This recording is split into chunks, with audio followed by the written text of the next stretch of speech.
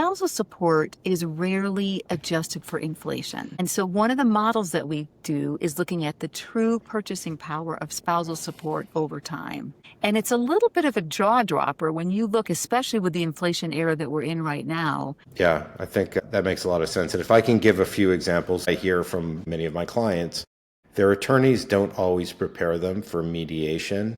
They're probably better prepared on child custody than they are on the financial questions. And not everyone has the same understanding. So how do you specifically prepare people for mediation? I think simply having the roadmap in front of them gives them just an incredibly solid foundation. One of sort of the outcroppings of that foundation is that they have a little bit better idea of what they want to ask for. Again, often divorcing women want the family home because it's stability and it's stability for the kids, etc. But sometimes when they've seen the true cost of the family home, they can walk in already emotionally prepared to let it go. And if they didn't have that what if in their mind of what the true costs were going to be for them, they may get themselves into trouble by negotiating for something that they can't afford. So let's move and talk to the human side of this work. Many of your clients are widowed, divorced, or newly independent after years of someone else managing their finances. What makes financial decisions especially challenging in those specific moments?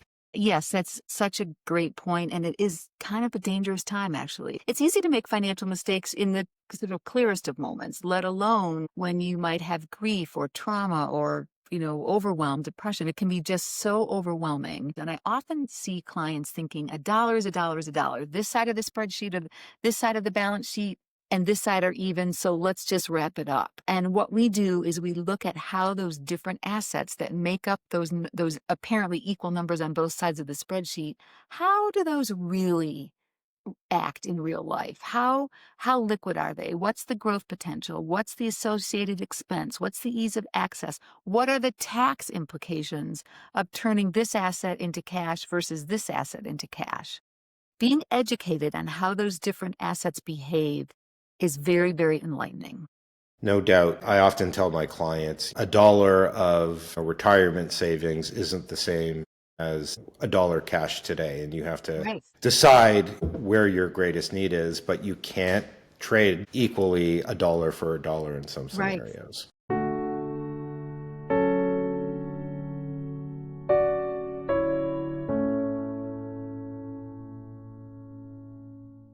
Am I going to be okay? That's a question I hear most often from my divorce coaching clients. Not how do I file or what about custody, but this deeper, more vulnerable question about their financial future.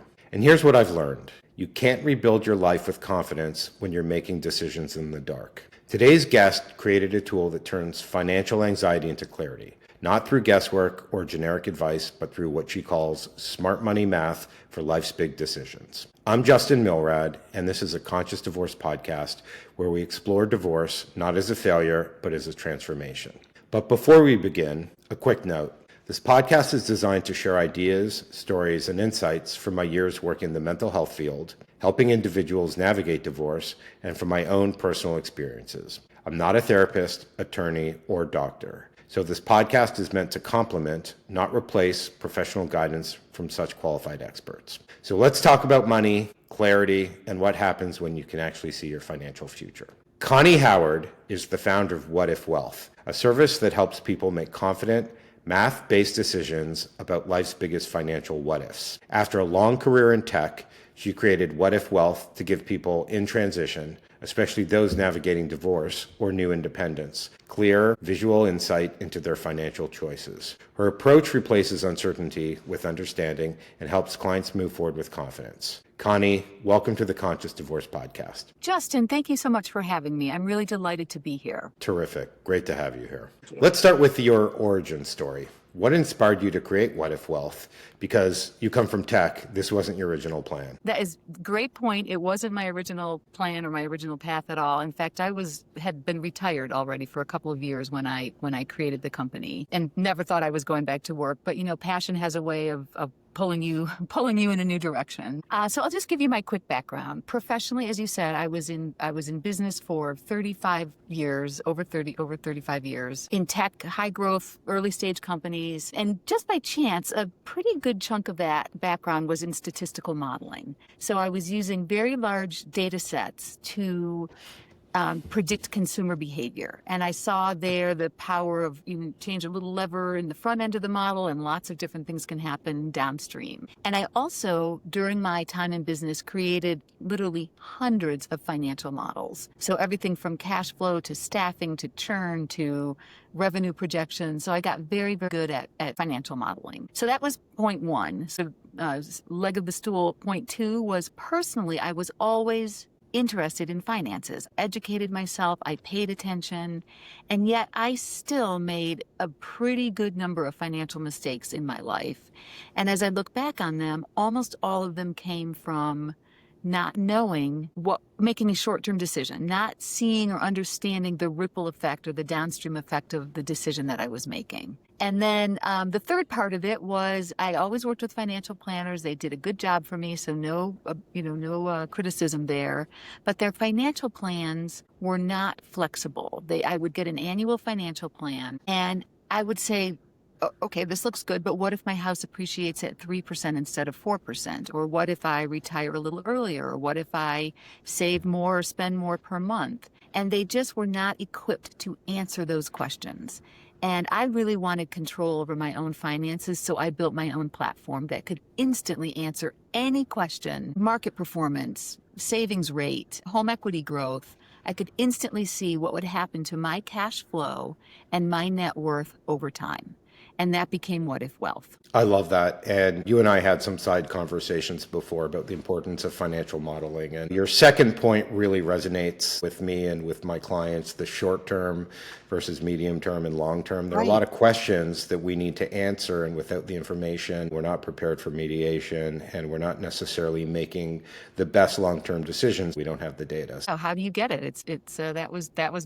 That was my point. I'm kind of curious, was there a particular moment in your life, maybe even a specific person or conversation, that made you realize that people desperately need this kind of clarity? Yes, I think that's a great question. And what happened was, as I said, I built this for myself. I built it in 2019. I used it for my own finances. And then one by one, my sisters all asked me to build one for them and my friends. And it just was a very organic kind of activity, very background. But I started taking piano lessons. This is kind of funny. I started taking piano lessons. I have a lovely, lovely piano teacher, very creative. And we got friendly during the course of our piano lessons. And she unexpectedly lost her husband. And each week I could hear her struggling with the decisions that she had to make. They had property. She had different assets that she was trying to figure out what to do with. And I was just listening to it and really thinking, how is she going to make these decisions without something like What If Wealth? And she was really feeling around in the dark. So I sat down with her and did a What If Wealth plan for her. And that is what really tipped me over into starting the company. Her need for it and then her reaction to it, because she felt so enormously relieved when she could see the numbers and see her choices laid out side by side. Well, I think that's, super valuable, and I'm glad you were able to, help her. And I think, many of us turn to our financial advisors or our CPAs, and, they all have skill sets, but they won't necessarily put together the different scenarios that you need to make these, really important decisions. So, right. You describe, What If Wealth is smart money math for life's big decisions. And I really love that phrase. It really lands well and, resonates. What does it actually mean in practice, and what are you doing that you think is different from your typical CPA or money manager? Yeah, thank you. I think the biggest differentiator for What If Wealth is that we lay out a client's finances in clear black and white, and we use the two most important consumer financial measures. So most financial planners, in my experience, focus on net worth, and that is really important. You need to see how your assets are growing. You need to see how your debt is coming down. But cash flow is every bit as important, especially when people are facing transitions. So when we meet with a client, we map out, so let's start with cash flow. Every assumption is noted. What are the cash flow, which of course are the incoming income and outgoing expenses. What are those cash flow events over the next 10 years? When do kids start going to college? Are you planning to retire in this next 10 years? Maybe if you're retiring, but you're taking Social Security a little bit later, there's going to be a little gap there in income. We map it out so that you can really see what is likely to happen to your cash flow over the next 10 years. And we get down to unexpected expenses. We had a client recently who knew she had to replace her furnace. That's a $14,000 expense that went right into her cash flow so that she knew how to prepare for it. So when you have a clear view that's really backed by the math and your numbers, and it's not just back of the envelope, you can really see to make a decision. And in my experience, again, most financial planners are quite high level. They're not getting down into the personal details the way that What If Wealth does. Man, I could have used you during my own divorce. I do. I think traditional financial planning often feels too vague, too high level, like just save more, buy good stocks, be differentiated, Right. or it's so complex that you need an advanced degree to understand it. How is your approach different? My own experience with financial plans is very similar to what you just said. So it's pages and pages of pretty dense data. My annual financial plan was 40 pages long, and it was just data. So it's a little bit overwhelming. Most consumers are not sort of ready to wade through that. And then it's also missing context, observations, highlights. And that's, I think, something very special that we bring to the table at What If Wealth. I am building this customized for you. And therefore, when I see something that is a little bit of either something great that I see down the road or something that we want to watch out for, I'm really drilling into that side by side with you.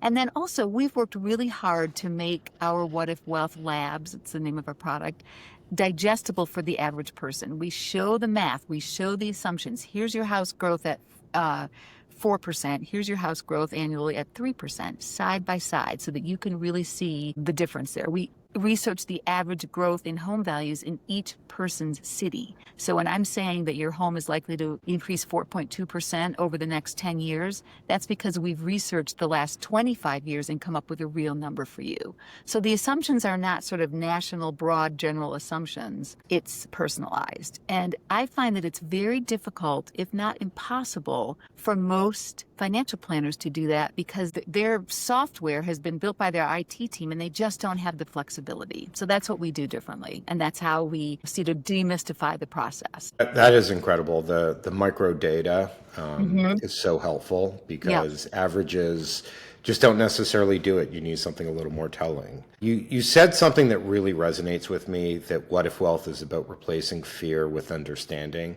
Real data is super important because so many averages are used to calculate things that really don't pertain to your exact situation and your market. Right. You said something that really resonates with me, that What If Wealth is about replacing fear with understanding. Yes. I'm kind of curious, why do you think so many smart people, so many capable people still feel anxious about money, even when people who are successful in other areas of their lives? That is a massive topic with layers and layers of answers. I think we could actually do a whole podcast on that one. It's deep. But just to maybe name a few issues, I think, first of all, there is no real education. Most of us are never taught how money actually works. We pick it up through trial and error, if at all. We use emotion as opposed to instruction. I think that's especially true for women. But I have to say, I find that it's true for men as well because there's an expectation for men that they should know. And so it's almost worse because they're not allowed to ask. So I think this is changing, definitely changing, but for, I think, decades, we have not educated ourselves enough. I think it's a little bit still of a cultural taboo. We can talk about love, we can talk about health, we can share what we're doing with our therapists, but money is still kind of off limits. And I think that silence, sort of it can turn to avoidance, and it can turn to, sometimes a little bit of shame if you don't know feel like you don't know what you're doing. And then I'll also say family dynamics run very deep. So if you grew up hearing that we can't afford it, or money causes problems, or you saw money problems with your parents, those early messages really can sort of, linger into adulthood because there's emotional inheritance as well. We inherit beliefs about money, scarcity, guilt, the idea that wanting to be financially successful is selfish, whatever it might be. And I could go on and on, Justin. There's a lot to it, but there's a lot to it. And you have to sort of push through it individually to own your own financial future. Yeah, makes a lot of sense. So, I'm gonna transition a little into, my philosophy of building U 2.0, which is a process that divorce isn't just the end of something. It's an opportunity to consciously design what comes next, and you're designing your new life. And if you don't understand your finances, you don't really understand what's possible. So, can you walk us through a wealth lab and what it actually might look like? If I'm a client engaging you in this process, what does that look like? Yeah, thank you. So a wealth lab is a process. It's a very data-driven look at your finances. So as I mentioned, we look at the two most important consumer financial measures, which are cash flow and net worth. And the first thing we do is we start with what I call starting state. What is everything that we know about your finances today? And so this can be sort of challenging sometimes for people going through transitions, but we put a stake in the ground and we say everything that we know today, and then we project that out over the next 10 years. So we look at how your consumer debt is likely to fall as you pay down your mortgage and you pay off your car payment and pay off debt or pay down credit cards. Your home value is likely to go up. Your investments are likely to rise. And we do the same view on your cash flow. And that's what we put this stake in the ground and call it starting state. Once that's done and tight and clean and everybody, that my client agrees with it, then we begin modeling. So we take whatever their most important questions are. And I know we've talked about this in the past, Justin, but there's so many of them out there. Should I sell the house? Should I keep the house? Should I downsize? Should I retire? Can I afford to pay for my kids' school, or should they take out student loans? Many, many, many questions. And we model those questions through the lens of the cash flow and the net worth. So we look and see, if you choose path A versus path B, how does that change your cash flow and net worth? And this is often just so sort of mind-boggling to people because they've never seen their data presented in this way. So that's what it is. That's what a wealth lab is. Thank you. That really makes a lot of sense. One of the questions I hear most often from my clients is, what do we do with the house? Can I afford to keep the house?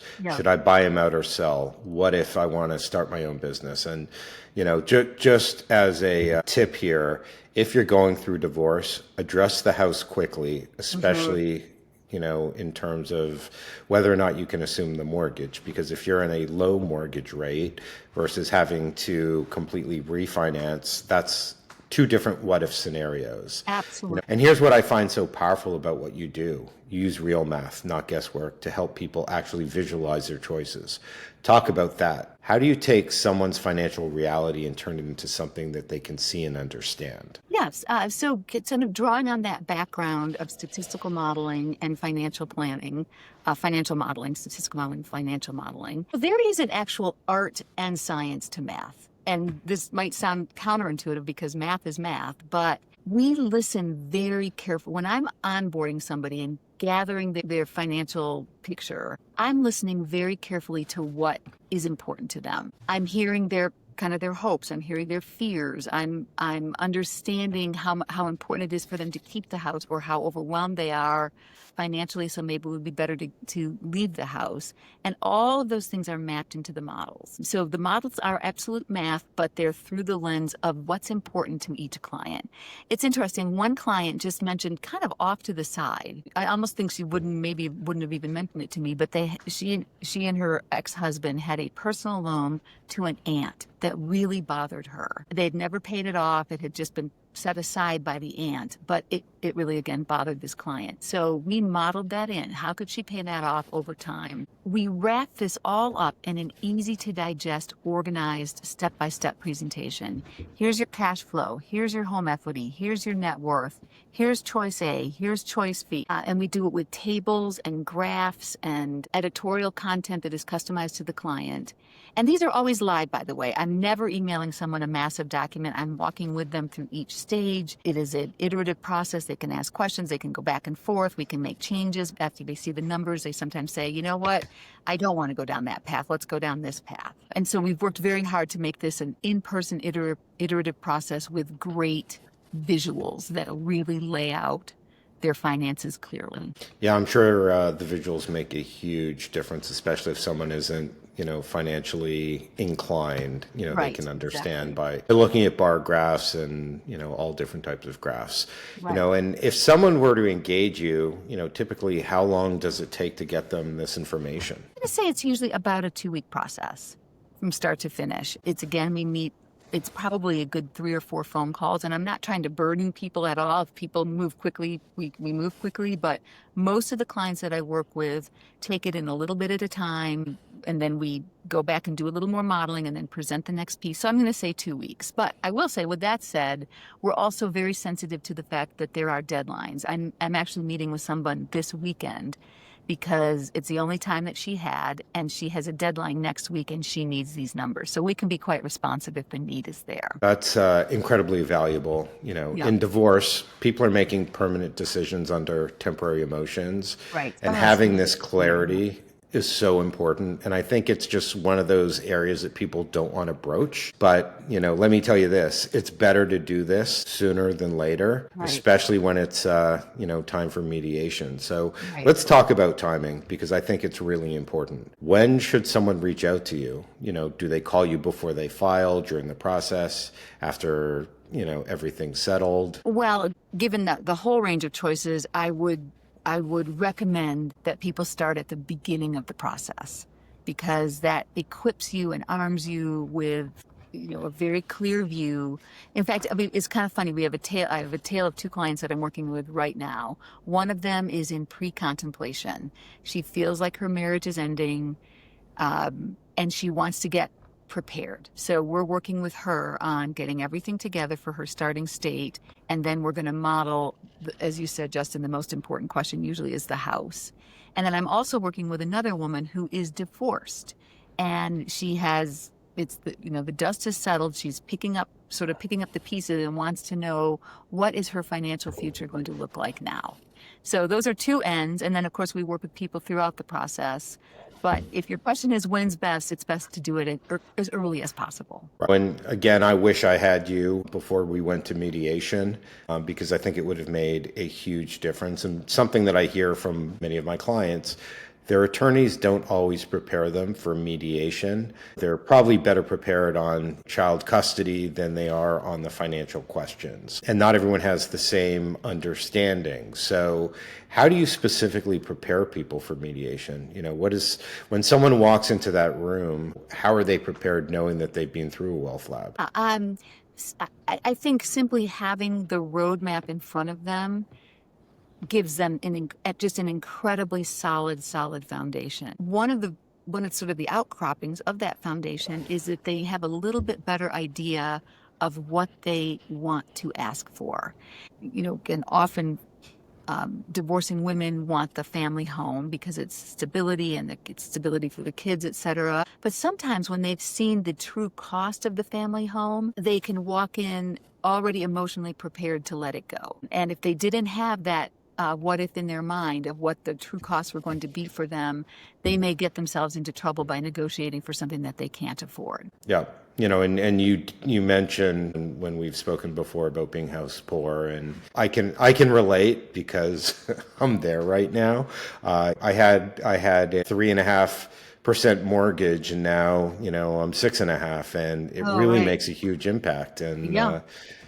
we don't think about it, and we want to make sure that we can buy the greatest house possible. But just because you have the net worth, like you said, doesn't necessarily mean you're going to have the cash flow. And sometimes there are payments that, you agree to, but they're payable over 10 years. So Right. super important. Could I give you one more example? Sorry to interrupt there. Yeah, of course. Something else that just occurred to me that has happened with a couple of my clients. Spousal support is rarely adjusted for inflation. And so one of the models that we do is looking at the true purchasing power of spousal support over time. And it's a little bit of a jaw dropper when you look, especially with the inflation era that we're in right now, something that could, a client might feel could pay the bills, or might be even feeling comfortable.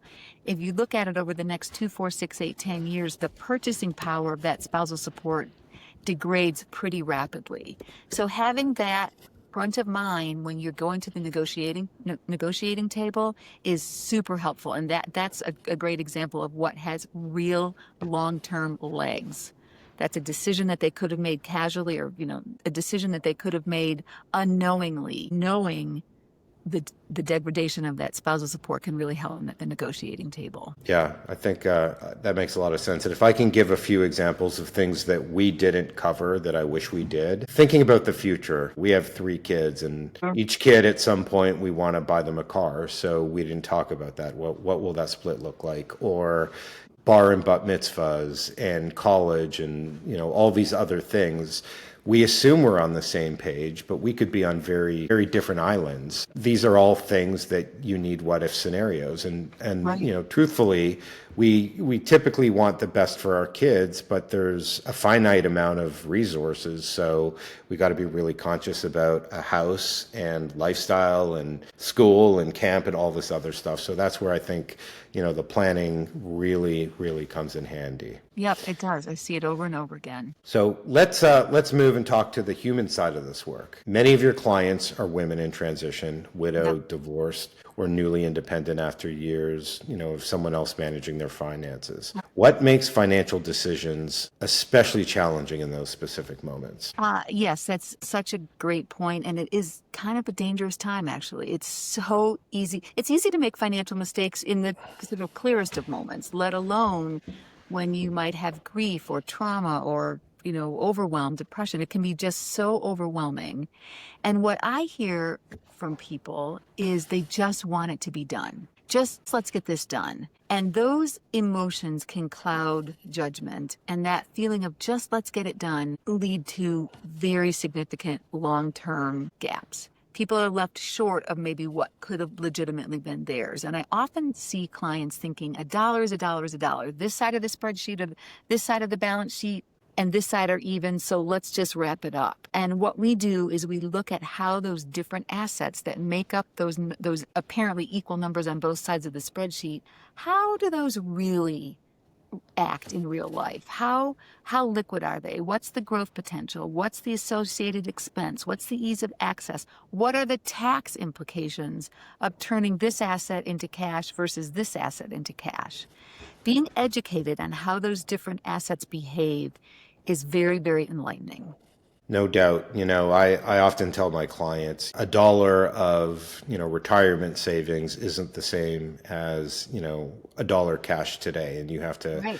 decide, where your greatest need is, but you can't trade, equally a dollar for a dollar in some Right. scenarios. No, you really can't. And people, sort of probably intellectually understand that at a certain level, but when they're in the emotional trauma of a divorce of a divorce, it's just hard to get your arms around that. So having those numbers in front of you, and again, we go through, here are the tax implications. Let's really think about the tax implications.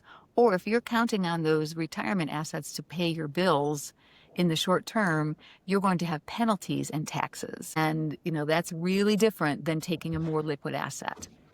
Yeah, no doubt. In taxes, that's a whole other area and another podcast, but it's an area that we can't ignore. There are taxes on many things, and there's efficient ways of doing things. Right.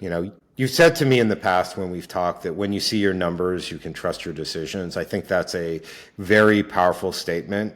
Can you talk a little more about that and, why seeing it is so much more powerful than just being told? Absolutely. So first of all, our brains can kind of trust what they can visualize. I think that's just part of, being human. And when you can see your cash flow and your debt payoff and your equity growth, suddenly it's not this sort of like vague future mystery anymore. There it is. And the math shows why. So when you understand the why, suddenly you have a lot of ownership. In fact, I just work with so many clients and I love telling their stories, but one woman that I just worked with had this realization of, I'm not that far off from paying off my car. And now I can see how that is affecting my net worth. I'm going to add an extra $100 a month to my car payment. And we did a quick analysis to show her how much more quickly she would get that paid off. She might have known that intellectually, but seeing it in black and white really gave her this sort of excitement about taking control of that debt. And so the presentation is there to dig into the opportunities, to dig into the hot spots. You're retiring here, but you're going to take Social Security here. So let's look at that 24-month gap and let's make a plan. So again, when you can see it and they're your numbers, you feel a tremendous sense of ownership, and that ownership leads to taking action. What I find so valuable about your work is that you make sophisticated financial modeling accessible, understandable to everyday people. Was that intentional from the start, or did it evolve? All right, I did it for myself, and I, again, was sort of, oriented that way. But then as I began to do these plans for friends, and again, my incredibly creative piano teacher, I realized I had to take this information and really craft it and present it in a way that the average person could absorb. So I would have to say it did evolve over time now that I'm thinking about it. And I'm quite proud of our output because it's, again, very clear, it's clean, it's simple, it's served up in a way that it's digestible for the average person. If you had one piece of final advice as we close off this podcast, for the listeners, what would that advice be? Okay, so here is my kind of universal piece of advice. For the next 30 days, pay attention to where every penny goes. Just for 30 days. And by that, I mean, look at all of your investments and see how they're performing. Look at every auto charge that comes out on your credit card, which is going to be shocking, by the way. Look at every transaction on your bank account. Look at it all and start to get your arms around how your money is coming in and how it's going out. And I've never had anybody do that exercise where they're not really, really surprised at some of the financial activities that are going on in their own life, in their own bank accounts. So take 30 days and get your arms around your money, and that's a great start for almost everyone. Connie, this has been incredibly valuable. Where can listeners get a hold of you to learn more about What If Wealth or see examples of a wealth lab in action? Thank you very much. I really enjoyed it, Justin. Thank you. Take a look at my site. We have a lot of case studies and information on the site, which is www.what-ifwealth.com, what-ifwealth.com. Or anybody can get a hold of me anytime at my email, and that's Connie@what-ifwealth.com. And I know you brought a giveaway, so can you tell us about that? Yes, thank you. So I thought it would be nice just for your listeners to give away a handful of what I call mini labs, which is somebody that just has a question. Very typical question is, should I take this spousal support lump sum? Should I take a spousal support lump sum, or should I take payments over time? Or what happens if I keep the house? Or, whatever a single question is. And I thought it would be nice if the first 5, so I'm offering for the first 5 people that email me a free mini wealth lab. So we'll just do one at no charge and for the first 5 people. Outstanding. Yeah. If you're facing financial decisions in divorce or any major life transition and you keep asking yourself, am I going to be okay? I want you to hear this. You don't have to guess. You don't have to decide based on fear or pressure or what other people should do. You can see your options. You can understand the math. You can make decisions from a place of confidence instead of panic. Reach out to Connie. That's what conscious divorce looks like. Choosing your path forward instead of just reacting to what's happening to you and drifting. And here's what I want you to remember. The best time to get financial clarity is before you're sitting in mediation or signing settlement papers. Come prepared. Know your numbers. Understand what you need to know and what's actually possible. Links to What If Wealth and details about free wealth labs will be shown in the show notes. Before we go, I want to remind you that your divorce doesn't have to be a disaster. With the right support and guidance, it can be the beginning of your best chapter yet. If you're ready to explore how the U 2.0 methodology can help you navigate your divorce with clarity and confidence, I invite you to book a free 30-minute consultation with me. Go to www.reclaimandreboot.me. We'll talk about where you are, where you want to go, and how I can help you get there. Also, please check out my book, U 2.0, Divorce a Better Way Forward, and the U 2.0 workbook, both available on Amazon. You can find that link in the show notes or visit my website at www.reclaimandreboot.me. And if you found today's episode valuable, please share it with someone who needs to hear it. Your story matters, your future matters, and you don't have to do this alone. I'm Justin Milrad, and thanks for listening to the Conscious Divorce Podcast. We'll see you next week.